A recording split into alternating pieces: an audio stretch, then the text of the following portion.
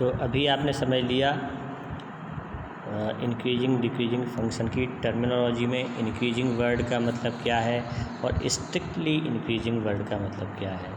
ऐसे ही डिक्रीजिंग और strictly decreasing दो अलग अलग वर्ड हैं, लेकिन हमारे सिलेबस में, हमारे चैप्टर में केवल स्ट्रिक्टली इंक्रीजिंग और केवल स्ट्रिक्टली डिक्रीजिंग फंक्शन के ही क्वेश्चन आपको मिलेंगे।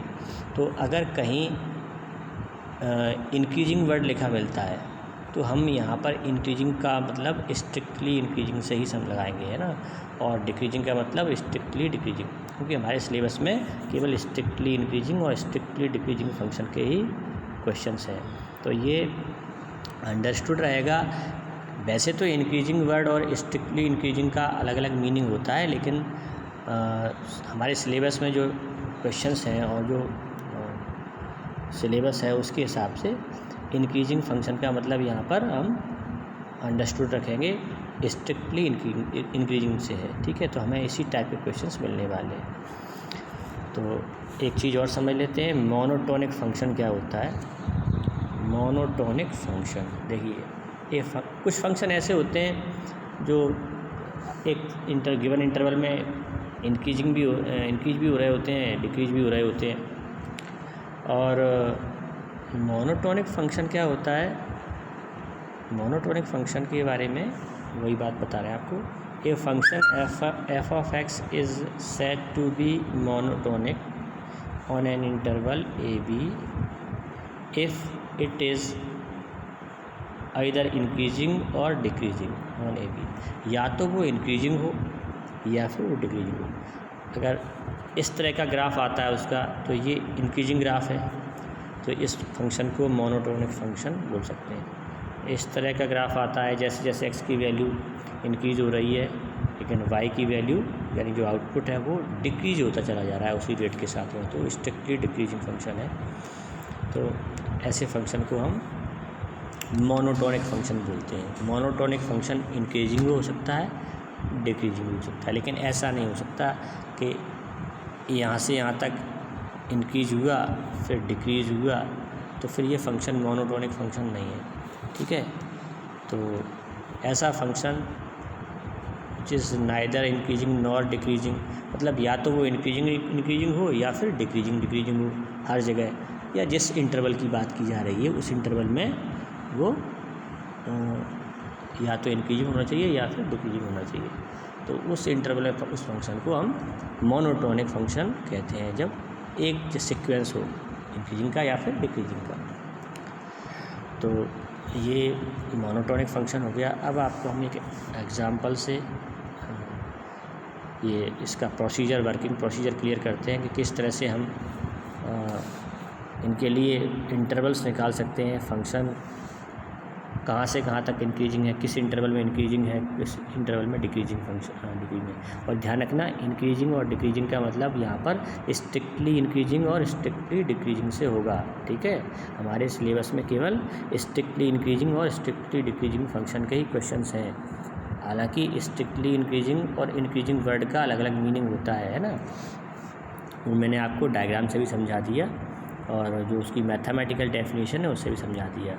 क्योंकि स्ट्रिक्टली इंक्रीजिंग की बात आ रही है तो फिर एफ ऑफ x1 और एफ ऑफ x2 में एक क्लियर ऑर्डर रिलेशन होगा, ये इक्वल नहीं हो सकते, है ना। लेकिन अगर केवल इंक्रीजिंग वर्ड लिखा है तो F of x1 F of x2 equal भी हो सकते हैं। ऐसे कुछ सिचुएशन ऐसी भी आ सकती हैं कि x1 x2 अलग अलग वैल्यूज़ हों लेकिन एफ ऑफ x1 और एफ ऑफ x2 इक्वल हो जाए। तो एक क्वेश्चन करते हैं, फिर उसके बाद फिर आपको और चीज़ें समझ में आएंगी। देखिए क्वेश्चन ये है, टू फाइंड द इंटरवल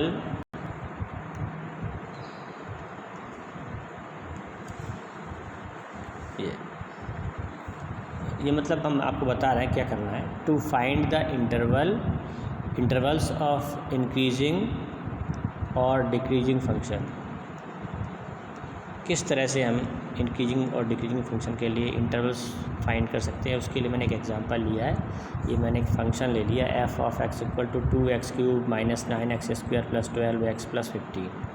तो क्या वर्किंग प्रोसीजर है, सबसे पहले जो फंक्शन दे रखा है फंक्शन को y या f ऑफ x सपोज कर लो और फंक्शन का फर्स्ट डेरिवेटिव निकालो यानी f डैश x। तो इसका जो फर्स्ट डेरिवेटिव आएगा f डैश x आएगा वो आएगा 6x² माइनस 18x प्लस 12। ठीक है, डेरिवेटिव निकालना आपको आता है। अब इसको फैक्टराइज कर लीजिए, 6 कॉमन ले लिया, x² माइनस 3x, ये माइनस 3x लिखा है, प्लस 2 बचेगा और फिर इसको स्प्लिटिंग मिडिल टर्म से स्प्लिट किया तो इसके ये जो लीनियर फैक्टर बन गए x माइनस 1 x माइनस 2, इस तरह से लीनियर फैक्टर बन गए। तो f डैश x निकाला और f डैश x को हमने क्या किया, इंक्रीजिंग डिक्रीजिंग फंक्शन के लिए फॉर इंक्रीजिंग और decreasing function we have to put f dash x equal to 0। जब भी हमें इंक्रीजिंग डिक्रीजिंग के लिए इंटरवल निकालना है तो पहली स्टेप में क्या होगा, फर्स्ट स्टेप में you will find first derivative means f dash x और सेकंड स्टेप में क्या करेंगे, उस f डैश x को इक्वल टू 0 पुट करेंगे और x की वैल्यूज़ निकालेंगे। f dash x equal to 0 put करने के बाद यानी 6 times x minus 1 x minus 2 जब इक्वल टू 0 पुट करोगे तो x इक्वल टू 1 और 2 दो वैल्यूज आएंगी, एक तो इस ब्रैकेट से आएगी और दूसरी इस ब्रैकेट से आ जाएगी। तो x इक्वल टू 1 और 2 वैल्यूज़ आ जाएंगी। ये जो x की वैल्यूज़ आएंगी इनको बोलते हैं क्रिटिकल पॉइंट, है ना। f dash x equal to 0 put करने पर जो x की वैल्यूज़ आती हैं ये क्रिटिकल पॉइंट होते हैं। अब हमें क्या करना है, एक नंबर लाइन बनाना है। नंबर लाइन बना ली हमने, रियल नंबर लाइन, इधर माइनस, लेफ्ट में माइनस इन्फिनिटी और राइट में प्लस इन्फिनिटी, है ना, ये प्लस इन्फिनिटी, ये देखिए। अब हमने क्या किया, जो क्रिटिकल पॉइंट आए थे 1 2, अब आपको पता है माइनस इन्फिनिटी से लेकर प्लस इन्फिनिटी के बीच में 1 और 2 की जो पोजीशन है वह 1 2 के लेफ़्ट साइड में होगा, तो मैंने यहाँ पर 1 और यहाँ पर 2 ले लिया। तो अब ये पूरी नंबर लाइन 3 सब इंटरवल्स में डिवाइड हो गई। एक तो ये सब इंटरवल है, दूसरा सब इंटरवल ये है और तीसरा जो सब इंटरवल है वो ये है। तो अब इन सब इंटरवल्स में हम f डैश x का साइन पता करेंगे।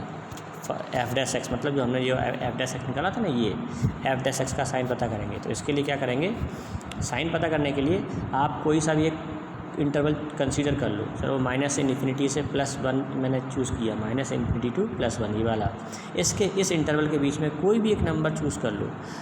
मैंने इसमें 0 ले लिया, पता है कि माइनस इन्फिनिटी से लेकर 1 के बीच में 0 होगा। सूटेबल आप कुछ भी नंबर ले सकते हो, 0 ले लिया और ये मैंने 0 इस f डैश x में x के प्लेस पर लिख के देखा। यहाँ पर x के प्लेस पे मैंने 0 लिखा, 0 लिख दिया, यहाँ 0 लिख दिया। तो ये क्या मिलेगा आपको, 6 तो ऑलरेडी पॉजिटिव है, तो यहाँ पर आपको मिलेगा -1 और यहाँ पर मिलेगा -2। तो अगर सिंप्लीफाई करोगे तो 6 इंटू -1 इंटू -2 आपको मिल जाएगा +12, यानी कि पॉजिटिव वैल्यू मिल रही है। यानी ये समझ में आ गया आपको कि इस इंटरवल में माइनस इन्फिनिटी टू -1, जो हमने जिस इंटरवल में -0 कंसीडर किया था, उस इंटरवल में f डैश x का साइन कैसा है, प्लस का है। तो यहाँ पर हमने प्लस लगा दिया। अब क्योंकि सारे लीनियर फैक्टर्स आए थे हमारे और कोई फैक्टर रिपीट भी नहीं हो रहा था, तो अब बाकी के सब इंटरवल्स में हम प्लस माइनस अल्टरनेट लगा सकते हैं। तो यहाँ आपने प्लस लिया, यहाँ पर माइनस लगा दिया, फिर यहाँ पर प्लस लगा दिया। तो जब लीनियर फैक्टर्स हैं और रिपीटेशन नहीं हो रहा है ना, रिपीटेशन भी ऐसा कि नंबर ऑफ टाइम मतलब इवन टाइम्स नहीं आ रहे हैं, 2 4 6 8 में तो क्या है, साइन चेंज नहीं होता। लेकिन अगर 1 टाइम आ रहा है, 3 टाइम आ रहा है, 5 टाइम आ रहा है, तो साइन चेंज हो जाता है। तो सब इंटरवल्स में हमने साइन लगा दिए। तो यहाँ पर हमने देखा कि एक मैंने टेबल बनाई है, इंटरवल्स लिखे हैं मैंने इधर, और इधर मैंने क्या लिखा है, sign of f dash x। तो हम देखते जा रहे हैं कि इस इंटरवल में माइनस इन्फिनिटी टू 1 में f डैश x का साइन पॉजिटिव है, नहीं, f dash x greater than 0 है। ऐसे ही f dash x less than 0 है 1 2 में, और 2 से लेके प्लस इन्फिनिटी में ये f dash x is greater than 0 है। अब हम इसका आंसर लिखेंगे कैसे, ये मैं बता रहा हूँ आपको। देखिए, f x is increasing for f dash x is greater than 0, therefore f is increasing on x belongs to minus infinity to 1 union 2 to plus infinity। देखिए f dash x प्लस था, प्लस साइन रखता था इस interval में, है ना, एक तो इस इंटरवल में प्लस का साइन था, एक इसमें आया था, इसलिए जो इंक्रीजिंग होगा वो इन दोनों कंबाइंड इंटरवल्स में, इन दोनों के यूनियन में एफ जो है इंक्रीजिंग फंक्शन है। ऐसे ही जो नेगेटिव साइन आया था वो इसमें आया था, तो इस तरह से इसमें डिक्रीजिंग फंक्शन है। तो इस तरह से आपको करना है।